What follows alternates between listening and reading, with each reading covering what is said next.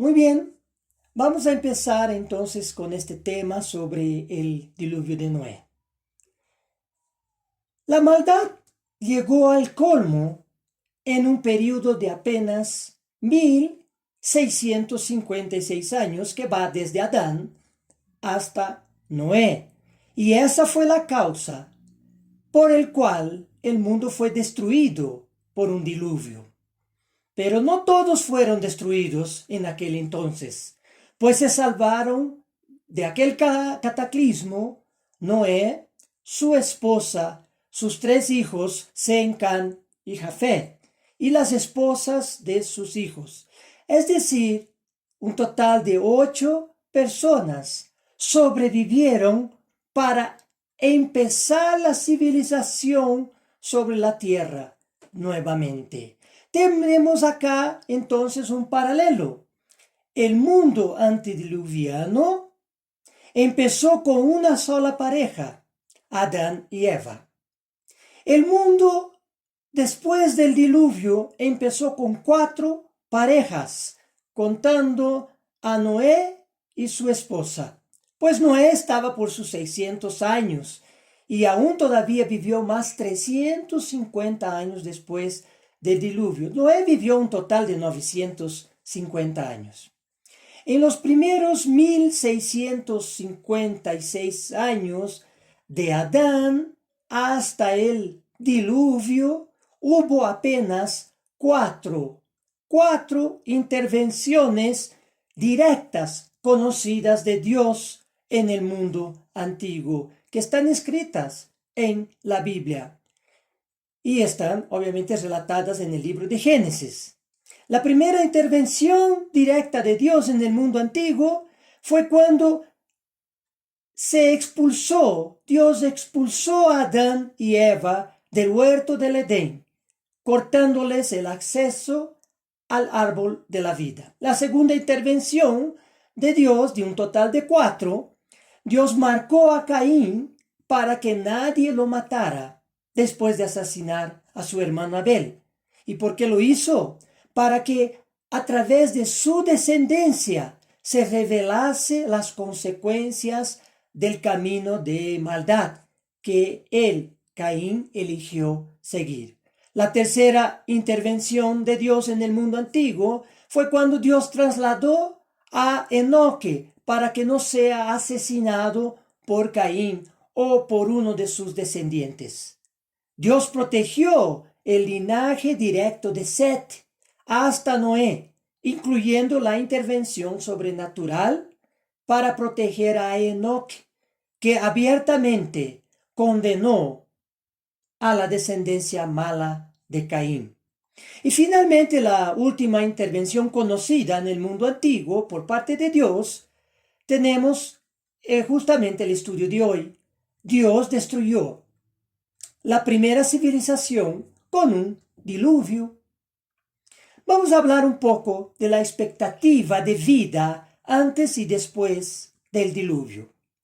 Las pocas intervenciones de Dios en el mundo antiguo antediluviano relatadas en la Biblia nos lleva a entender por qué Dios no disminuyó el tiempo de vida de los hombres en ese periodo hasta Noé. Si Dios hubiese intervenido y disminuido la vida de aquella civilización, no se hubiese probado lo que el camino de maldad sería capaz de hacer con los hombres viviendo una larga vida. Si Dios no intervino ni siquiera en el tiempo de vida de los seres humanos, la pregunta es, ¿cuál sería el motivo de vivir por encima de los 900 años en el mundo antiguo? La respuesta sería que en un lapso de 1000 años, Adán sería transformado en ser espiritual, pues él y sus descendientes vivieron efectivamente casi 1000 años antes de morir. Pero con su transgresión, los hombres empezaron a morir antes de llegar a esa cifra de 1000 años de edad. Después del diluvio, la expectativa de vida de los hombres empezó a disminuir. Noé aún vivió en total 950 años, pero sus hijos vivieron 600 años, una tercera parte menos que su padre, Noé. Y sus nietos, los nietos de Noé, vivieron 400 años, casi un 60% menos que Noé. La quinta generación después de Noé vivió por sus 200 años, casi un 80% menos que Noé. A partir de los hijos de Jacob, la edad estaba entre 110 y 120 años de vida. Y finalmente, en los tiempos del rey David, la expectativa de vida era de 70 a 80 años. Ahora hablaremos de la construcción de la gran embarcación. Antes de hablar sobre los detalles de la construcción de esa gran obra de ingeniería humana, es necesario rebatir una crítica común que hacen los escépticos sobre el arca de Noé. Ellos dicen que Noé y sus hijos no tenían la capacidad de realizar tamaño emprendimiento. Sin embargo, fueron justamente las civilizaciones antiguas que lograron realizar obras gigantescas jamás pensadas. Los sumerios edificaron grandes pirámides escalonadas de ladrillos conocidas como zigurats.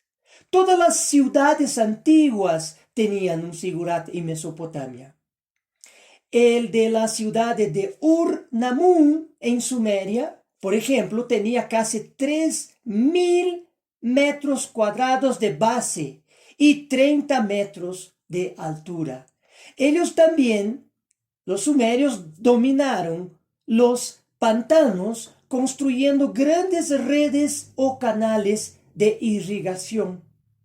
Le inventaron los sumerios la escritura y el manejo de los metales. Así que restar importancia de la capacidad del hombre antiguo para realizar grandes obras de ingeniería es desconocer la historia humana. El tiempo dado por Dios a Noé para construir el arca y predicar sobre el diluvio fue de 120 años. Proporcionalmente a lo que vivían los hombres, 120 años no fue toda una vida, mas sí un tiempo razonable para desarrollar un gran proyecto, pues ese tiempo correspondió solamente 12% de la vida de Noé. En los días de hoy, donde el ser humano vive un promedio de 70 años, pensar en 12% significa más o menos unos 8,5 años de vida aproximadamente. Así que el periodo de 120 años no fue un tiempo largo y absurdo en la vida de Noé, pero conociendo el tiempo que tenía para realizar la construcción y predicar al mundo acerca del juicio de Dios, podemos pensar que, primero, Noé se dedicó a buscar y juntar los recursos necesarios para la construcción del arca. Noé tuvo que salir del lugar donde vivía, lo que también fue una excelente oportunidad para predicar. Los recursos que utilizó Noé para buscar y comprar los materiales fueron ciertamente adquiridos de las posesiones suyas y de sus familiares, y la otra parte fruto de su trabajo. Probablemente la construcción del arca demandó un tiempo muy inferior a los 120 años, que era el plazo que tenía. La construcción en sí pudo demandar unos 40 años, más o menos. Dios encargó a Noé una obra muy grande, pero dentro de lo posible de hacerlo. Grande, difícil, pero no imposible. Dice Génesis capítulo 6, versículo 14, la instrucción de Dios: hazte un arca de madera de golfer, harás aposentos en el arca y la calafatearás con brea por dentro y por fuera. Entonces la madera gopher es aún desconocido y podría corresponder a una clase de conífera que tiene gran fortaleza y durabilidad. Un erudito hebreo comentó que gofrar se refiere a un proceso de laminación de la madera y no a una madera en específico. Otros comentaristas bíblicos asocian gofer con el ciprés o el cedro. Después de indicar la madera a Noé, Dios dijo que la embarcación tenía que ser recubierta por dentro y por fuera con una resina, ciertamente vegetal, porque en aquella época la fuente principal de las resinas eran ciertos tipos de árboles. Aquí en Génesis capítulo 6, versículo 15 dice: y de esta manera la harás, de 300 codos la longitud del arca, de 50 codos su anchura y de 30 codos su altura. Una gran embarcación que tenía una longitud aproximada de 137 metros, otros 23 metros de ancho y 14 metros de altura, con 3 niveles y con un peso total del arca sin carga que lo calculamos en 7.140 toneladas. Su capacidad de carga fue más de 800 toneladas, lo que elevaría el peso total del arca más su carga elevaría a casi 8.000 toneladas. Con esa carga, el arca se hundiría bajo el agua unos 2,5 metros, es decir, 17.6% de su altura total. Y así flotaría. Noé necesitó resina suficiente para sellar una superficie aproximada de 21.500 metros cuadrados. Estamos hablando de por lo menos 1 kilo de resina por metro cuadrado. Es decir, que Noé necesitó de 21.5 toneladas de resina para impermeabilizar toda el arca por dentro y por fuera, si es que solo pasó una mano de resina, pudiendo llegar a más de 40 toneladas si consideramos una segunda mano. ¿Dónde pudo conseguir entonces semejante cantidad de resina? Lo que podemos deducir es que el arca tuvo necesariamente que tener acceso a una fuente primaria de madera, es decir, a un gran bosque, ya que por las definiciones de medidas se necesitarían talar más de 4.000 árboles para su construcción. Otro dato sería que el arca debió ser construida cerca a un río navegable, facilitando así el transporte de los troncos de los árboles.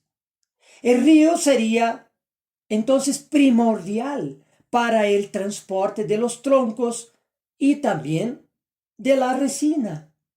Según lo ya estudiado, La civilización antediluviana floreció en la región de Mesopotamia, siendo los principales ríos el río Éufrates, de 2.780 kilómetros de extensión, con una cuenca de 500.000 kilómetros cuadrados, y el otro río es el río Tigris, de 1.900 kilómetros de extensión y una cuenca de 250.000 kilómetros cuadrados. Las ciudades más antiguas se encontraban cerca al río Éufrates, es decir, las ciudades de Uruk y Larsa, en su margen izquierda, y Ur, el Ur de Caldea, donde salió Abraham, y Ur a una cierta distancia de su margen derecha de este río Éufrates. Todas estas ciudades estaban entre 8 y 10 kilómetros distantes del río Éufrates. Eridu, la más antigua ciudad de todas ellas en aquella región, estaba muy cerca de Ur. El arca tuvo también que haber sido construida cerca de una gran ciudad, o por lo menos en el camino entre grandes ciudades, para que pudiera ser visitada por sus habitantes. Si hubiera sido construida en un lugar remoto o aislado, sería imposible predicar sobre el diluvio al mundo antediluviano mientras Noé construía el arca. Así, el arca tuvo que ser construida cerca a importantes ciudades, estados, y cerca al río Éufrates, para tener acceso a los bosques de ciprés que existían a lo largo de ese mismo río Éufrates. Según las investigaciones arqueológicas, Babilonia, a unos 250 kilómetros río arriba de Uruk, de la ciudad de Uruk, tuvo abundancia de palmeras y ciprés. Quintus Curtius, el historiador romano de Alejandro el Grande, manifestó que el río Eulaeus, hoy el moderno río Karun, tenía un recorrido de 200 kilómetros a través de riberas arboladas. Ese sería el río bíblico Gihón, uno de los 4 ríos que formaban el huerto del Edén, juntamente con el Éufrates y el Hiddekel que es el río Tigris, y también el río Pisón, hoy un canal seco en Kuwait. Los bosques naturales fueron depredados en toda la región a través de los tiempos, y eso es sabido. Eso es importante saberlo.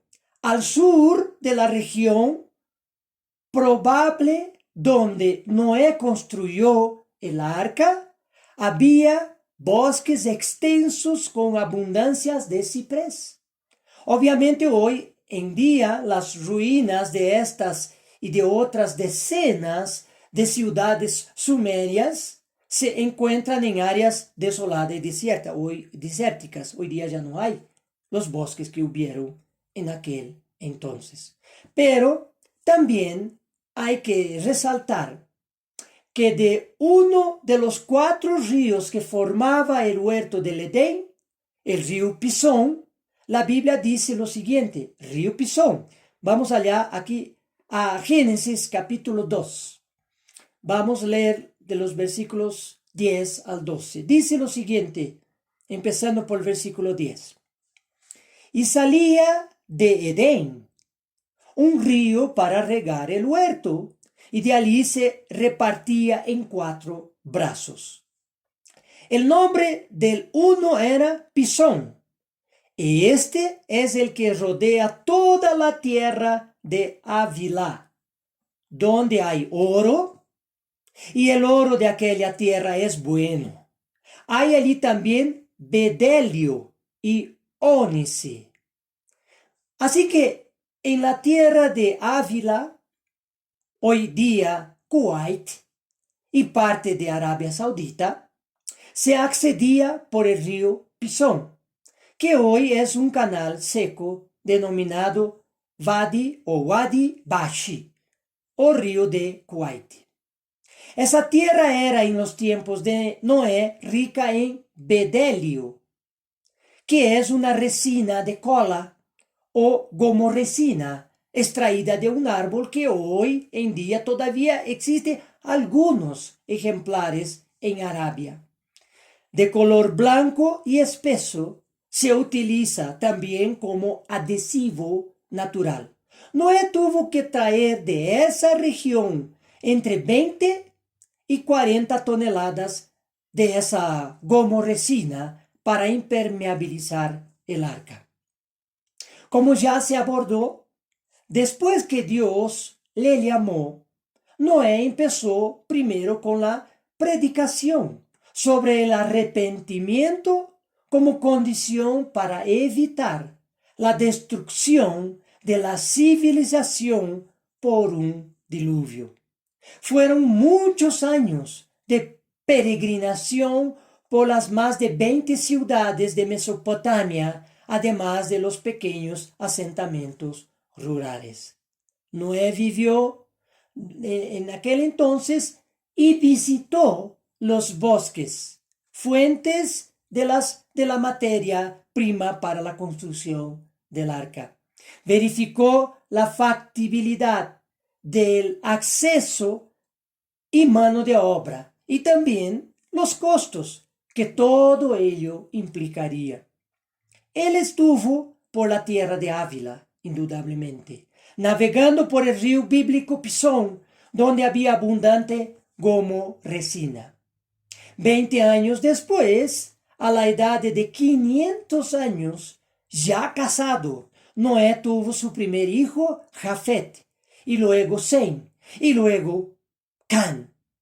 Con su familia, continuó la predicación encargada por Dios. Otras personas más creyeron en la predicación de Noé, las que se constituyeron esposas de sus hijos. Estas 8 personas fueron las que emprendieron la construcción del arca, que probablemente se hizo tal como se indicó anteriormente, en un periodo aproximadamente de 40 años, entre los años 560 y 600 años de la vida de Noé.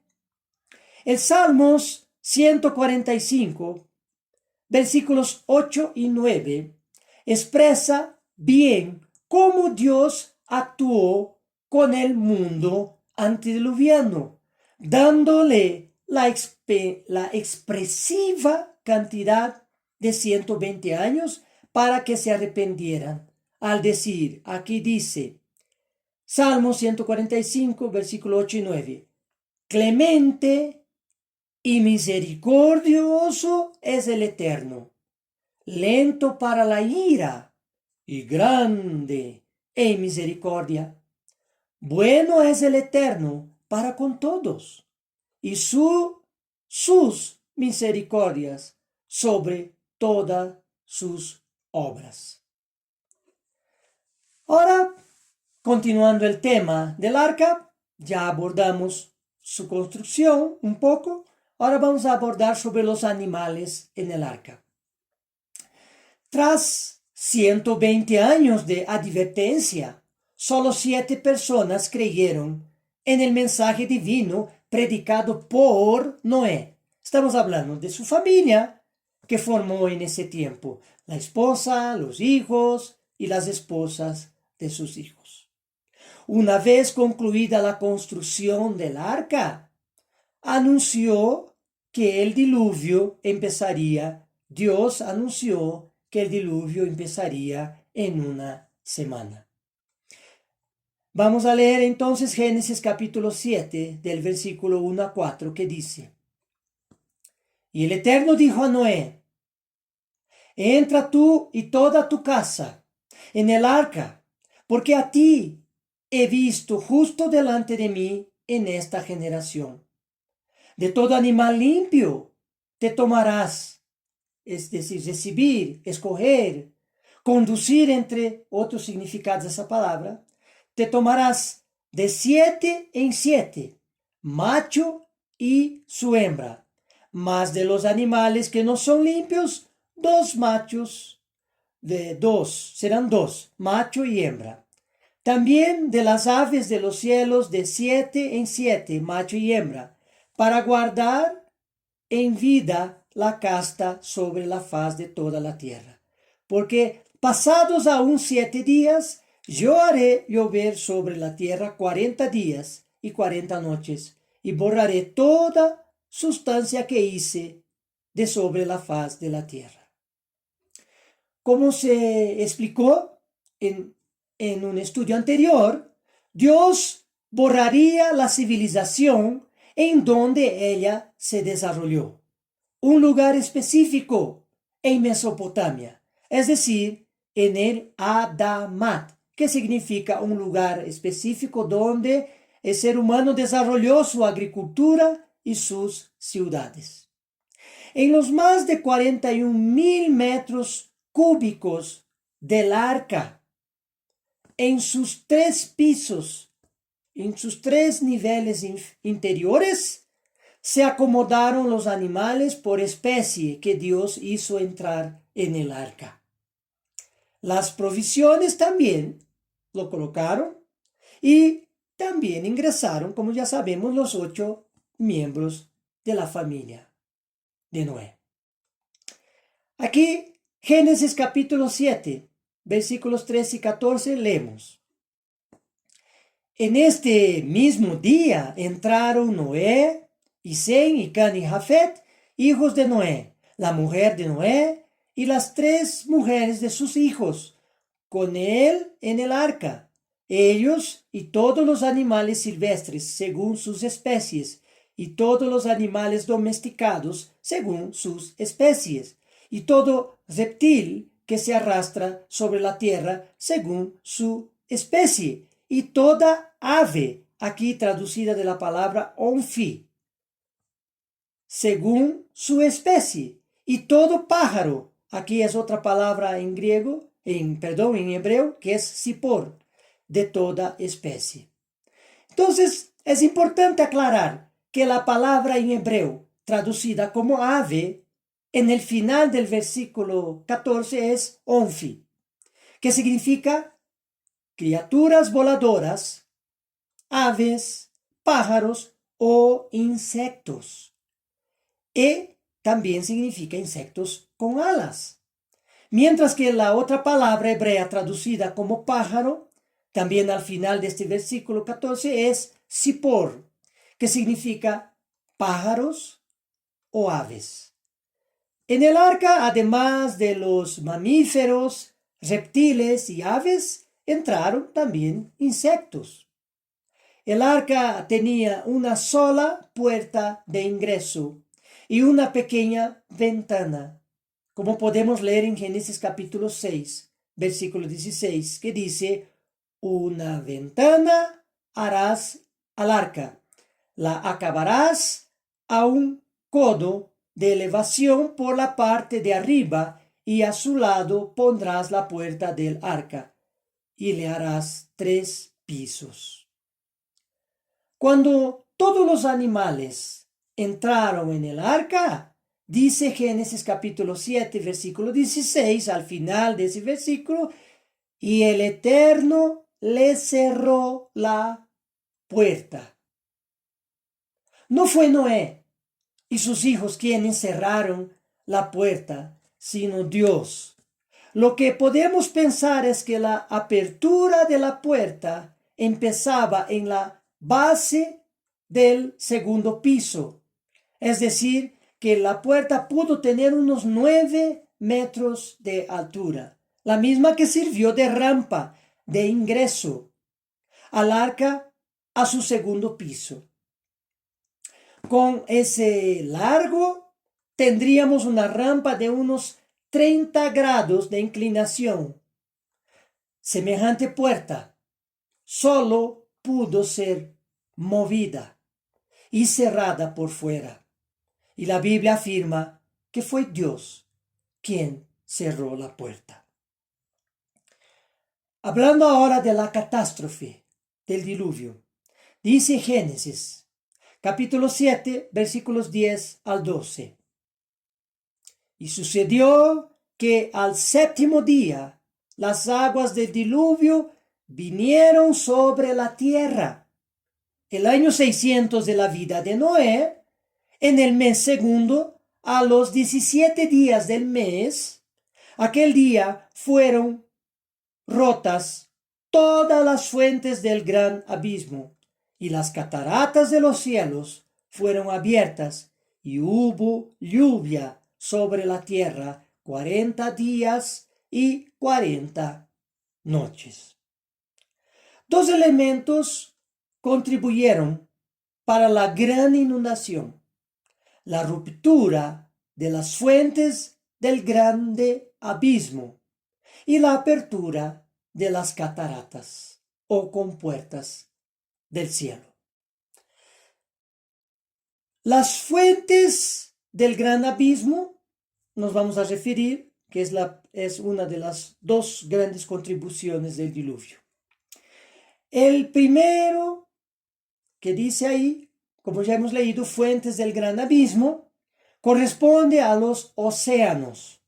La palabra en hebreo teón, traducida como abismo, significa profundidades del océano, o simplemente océano, y también aguas subterráneas.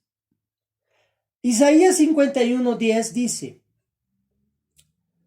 ¿No eres tú el que secó el mar, las aguas del gran abismo, el que transformó en camino las profundidades del mar para que pasaran los redimidos?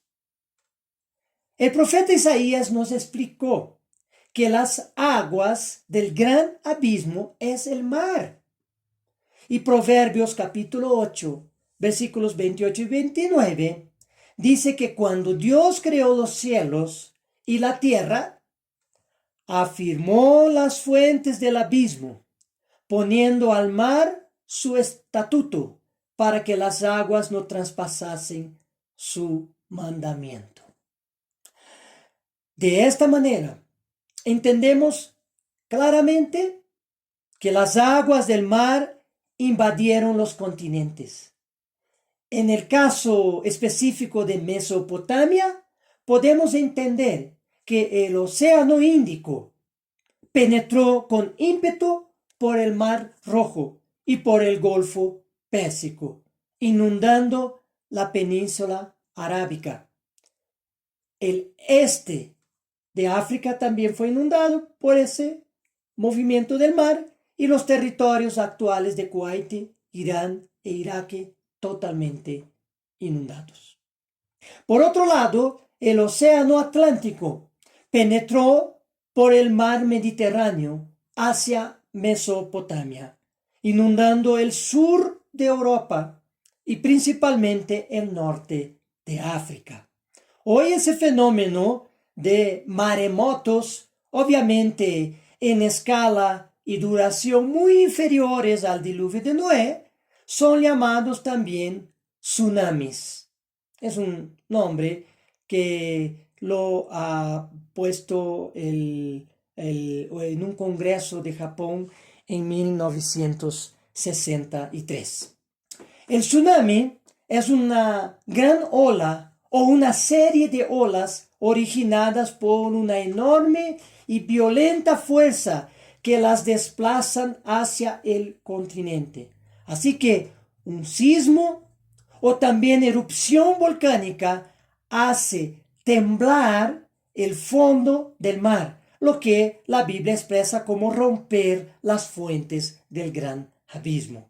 Las olas que se forman por el sismo ocurrido en el fondo del mar empiezan a avanzar a gran velocidad de hasta 700 kilómetros por hora hacia el continente, desacelerándose en aguas menos profundas cerca al litoral y al mismo tiempo se vuelven olas gigantescas de hasta 30 metros de altura, invadiendo la tierra firme. Se necesitaron temblores continuos y sistemáticos en el fondo de esos océanos para provocar y mantener la inundación en Mesopotamia. Y como se trata de agua marina, las olas iban y venían, entraban en mayor cantidad y volvían en menor cantidad, para que se fueran acumulando y creciendo en altura. Dice Génesis, capítulo 7, versículos 17 y 18, lo siguiente. Y fue el diluvio 40 días sobre la tierra, y las aguas crecieron y alcanzaron el arca, y se elevó sobre la tierra, y subieron las aguas, y crecieron en gran manera sobre la tierra, y flotaba el arca sobre la superficie de las aguas. ¿Y cómo sabemos que la fuente principal de inundación fueron las aguas de los océanos? Esa respuesta la tenemos clara cuando Dios hizo cesar el diluvio. La Biblia dice en Génesis capítulo 8, versículo 3 lo siguiente. Y se tornaron las aguas de sobre la tierra, yendo y volviendo, del hebreo halak y shubi, y decrecieron las aguas al cabo de 150 días. De 44 versículos diferentes que consultamos de la Biblia en español, en apenas 8 de ellos, 20%, esas palabras que hemos mostrado al leer el versículo, en hebreo halak y shubak, fueron traducidas en ir y retornar respectivamente, tal cual el original lo dice. En las demás 36 versiones verificadas, esas dos palabras fueron traducidas como gradualmente, fuera de lo que dice el original. Solo fueron traducidas gradualmente, poco a poco, lentamente, perdiéndose su significado del original, denotando equivocadamente una continuidad lineal y progresiva, mientras que el autor de Génesis dijo literalmente que las aguas se movían en olas, yendo y viniendo, porque se trataba de las aguas del mar. Y no así solamente yendo como la corriente de un río. La versión de la Biblia Torres Amat dice, y se fueron retirando de la tierra las aguas ondeando y retrocediendo, y empezaron a menguar después de los 150 días. Así que indudablemente, la mejor de todas las traducciones consultadas es justamente de la Biblia Torres Amat. Es sumamente importante entender con esa prueba bíblica que las aguas ingresaron a los continentes desde los océanos, con las olas yendo y volviendo, así también se retiraron hacia los océanos con las olas yendo y volviendo. El arca fue construida cerca al Golfo Pérsico. Las aguas del Océano Índico ingresaron a esa región y empujaron el arca hacia el norte y noroeste. En el nordeste de Irak, frontera con Siria, las aguas del Océano Índico justo se encontraron con las aguas del mar Mediterráneo, viniendo, lógicamente, esas aguas del Mediterráneo viniendo del Océano Atlántico, y desviaron el rumbo del arca hacia el nordeste, hacia la cadena montañosa de Turquía y Armenia. Si se tratase solamente de las inundaciones anuales de los ríos Éufrates y Tigres, con los deshielos de las cordilleras turcas, entonces el flujo de agua sería en el sentido de norte hacia el sur, y el arca acabaría en el mar abierto en el Océano Índico después del diluvio. Pero eso no ha pasado, porque no se siguió la corriente de los ríos de norte a sur. Esas corrientes marítimas hubiesen llevado el arca al final del diluvio hacia el sur de África y luego hubiese dirigido hacia Australia, ya que el arca fue hecha solamente para flotar y no podía ser navegada, no tenía timón.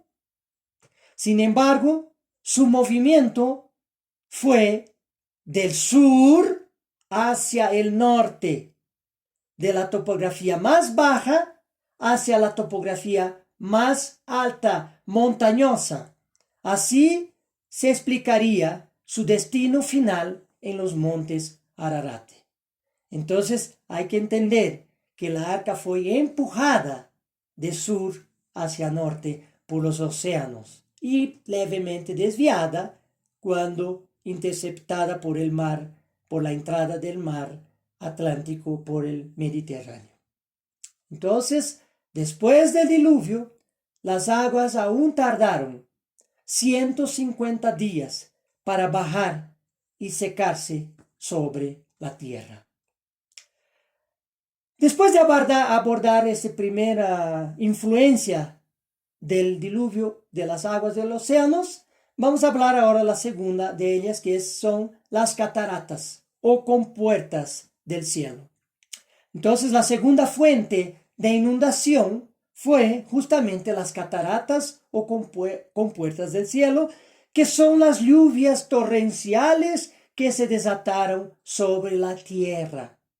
De acuerdo con la Organización Meteorológica Mundial, una agencia de las Naciones Unidas, creada en 1950, en su archivo de clima global e históricos extremos, se informa que en una isla de la costa sudoeste de África, la isla Reunión, se registró la precipitación de 1,82 metros de lluvia entre los días 7 y 8 de enero de 1966 durante el ciclón tropical Denise.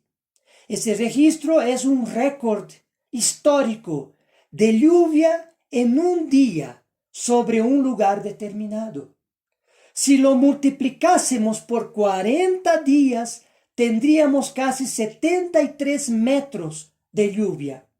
Así, tenemos una idea de que las torrenciales y continuas lluvias durante 40 días y 40 noches del diluvio pudieron ultrapasar a los 70 metros de altura de agua acumulada. Eso significa que, a pesar del diluvio ser más conocido por las lluvias que por la invasión de las aguas de los océanos a los continentes, el aporte de las lluvias fue mucho menor que el de las aguas de los océanos. Por otro lado, los primeros 40 días fueron marcados por una lluvia torrencial y continua. Sin embargo, después de los primeros 40 días, en los siguientes 110 días, porque el diluvio duró 150 días en total, siguió lloviendo en la tierra, pero no de forma continuada. Génesis capítulo 8, versículo 1 dice: y se acordó Dios de Noé y de todos los animales y de todas las bestias que estaban con él en el arca, e hizo pasar Dios un viento sobre la tierra y cesaron las aguas. A los 150 días, Dios hizo pasar una corriente de viento para cesar las aguas y paralelamente hizo dos cosas específicas en el siguiente versículo de Génesis capítulo 8, versículo 2. Y se cerraron las fuentes del abismo, ya no había más ni erupciones, ni sismos en el fondo de los mares que causaban los tsunamis. Y las ventanas de los cielos también se cerraron en consecuencia. La lluvia de los cielos fue detenida, entonces se detuvo la lluvia completamente a los 150 días de iniciarse el diluvio. Y con esto concluimos el estudio de hoy. Todavía vamos en la siguiente semana continuar porque vamos a abordar justamente donde estamos deteniéndonos hoy por cuestión de tiempo, y vamos a ver qué pasó, cómo Noé salió del arca, qué pasó a continuación del final del diluvio.